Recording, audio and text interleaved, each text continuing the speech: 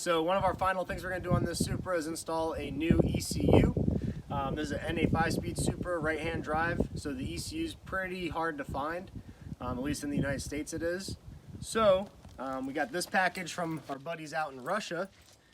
As you can see, came from Russia, Russian post, and it took about 2 months to get here, so shout out to the gentleman that shipped it to us.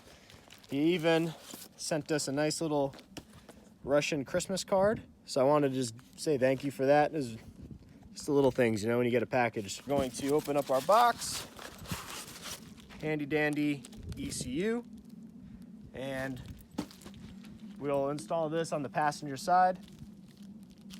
And basically the reason why we're changing this out while I unravel this is because our Supra has this issue with throttle, and it basically is bogged down in low RPM, and that is due to some blown capacitors on this ECU.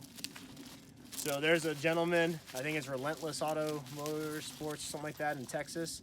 They actually rebuild these, but before I sent my old one to them, I wanted to make sure I had a new one to replace it with. So we're just gonna simply swap this out and go from there. All right, so one of the things we have to do in order to take this ECU out is pull the carpet back, and you have two 10mm sockets on the bottom holding that black cover in place. And then you can remove that and get to the ECU. Let me see if I can do this while videotaping. So we'll start with this one, and on this side.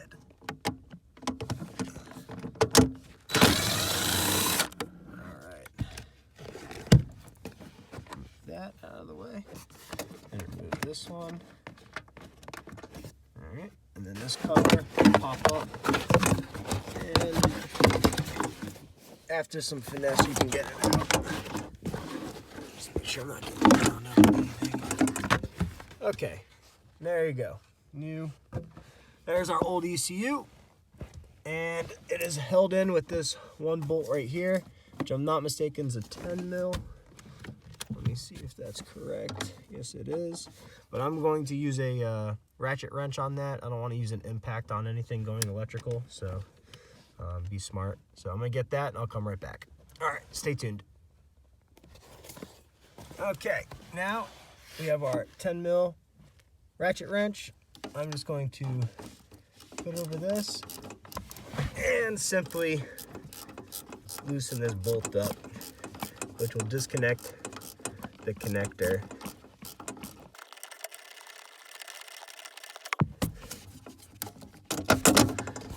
And I'm going to see if I can hold this phone like right here while I do this.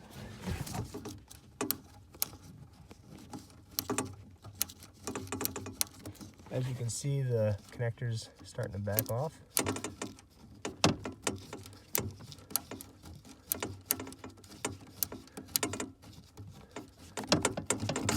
All right, so that one's out. So for this one, you just have to push down on this and then pull out.